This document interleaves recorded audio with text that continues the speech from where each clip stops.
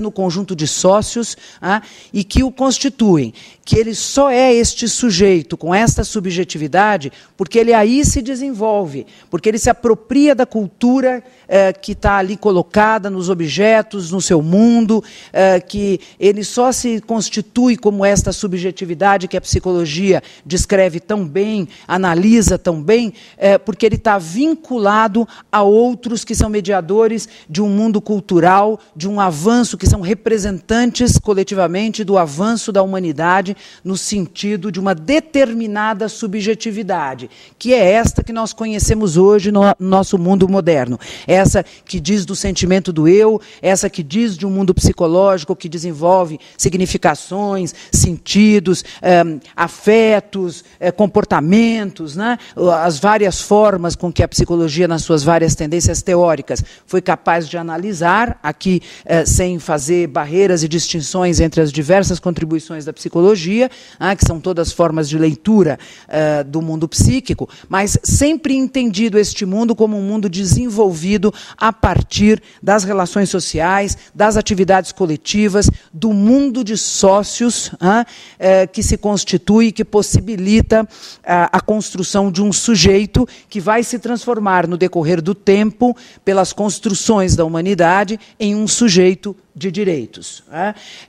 Ele não existia, não existe naturalmente, ele foi construído pela humanidade como um sujeito de direitos. A ideia de direitos é uma ideia construída, tanto que a gente ainda tem no Brasil a vida cotidiana onde a gente não encontra todos os sujeitos com seus direitos garantidos, né? Acho que os exemplos anteriores já explicitaram bastante isso. Então, a fome, a violência, as condições de vida, a discriminação racial, a discriminação de orientação sexual, todas elas significam não olhar o outro como um sujeito de direito.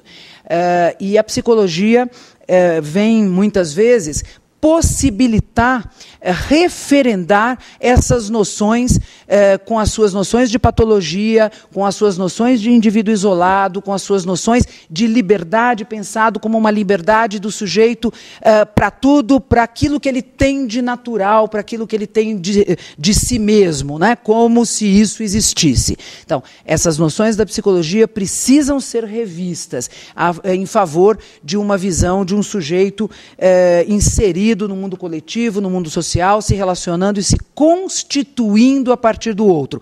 O outro não é uma influência, o meio social não é uma influência sobre o indivíduo. O meio social e o outro são determinantes da constituição da subjetividade. Então, é um convite para que a psicologia possa construir novas noções de subjetividade, novos parâmetros de subjetividade, novos critérios de análise dos sujeitos. Porque é interessante, bom, vou primeiro dizer, são parâmetros que deveriam ter a igualdade, a ideia do sujeito de direito, a ideia de dignidade, de vida, né? Tudo isso deveria estar posto no campo da psicologia como princípio da construção das noções psicológicas, né? Para que ela pudesse contribuir para uma educação em direitos humanos.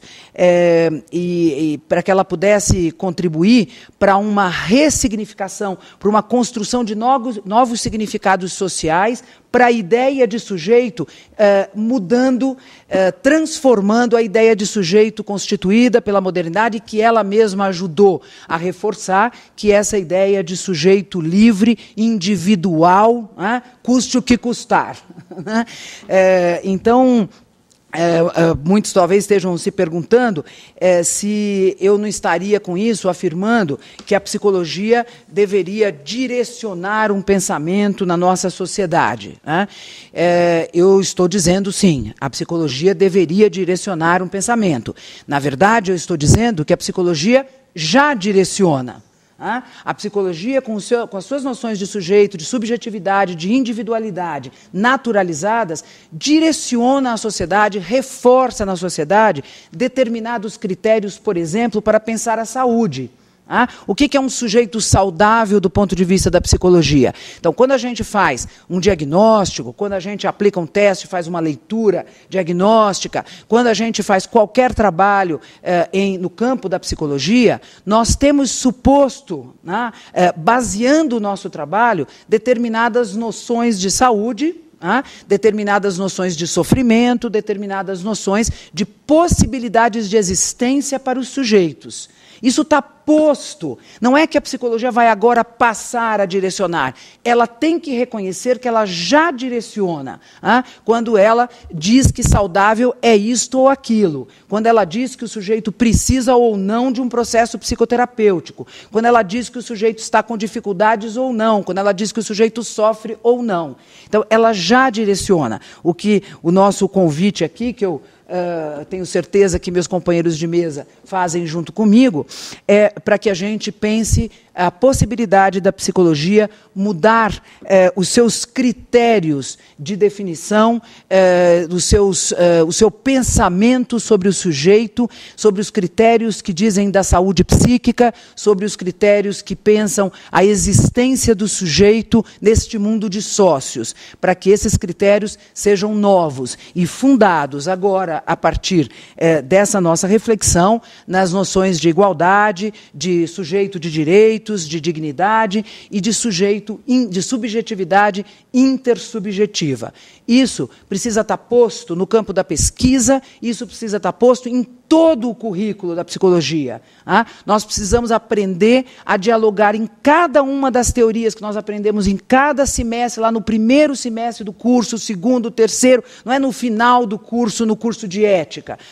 Nós temos que aprender desde o começo a dialogar com as construções teóricas que a psicologia hoje valoriza para verificar, para avaliar de que modo os direitos humanos, a ideia da dignidade de vida, a ideia do sujeito livre, digno, capaz, para ver como é que essas ideias estão postas nessas nossas teorias. Teorias são leituras possíveis da realidade. Se a realidade está cutucando essas teorias, se incomodando com essas teorias, é preciso mudar as teorias.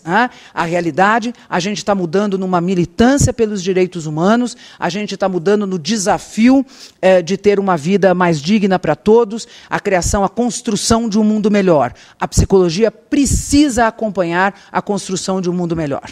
Obrigada. E para encerrar, eu gostaria então de agradecer a todos os que estão aqui, que aqui colaboraram, e os que assistiram à distância, os professores, os estudantes, os gestores, os psicólogos, todos que tiveram, e, como disse a Ana, vamos continuar trabalhando e militando na continuidade. Então, muito obrigada a todos, até a próxima etapa.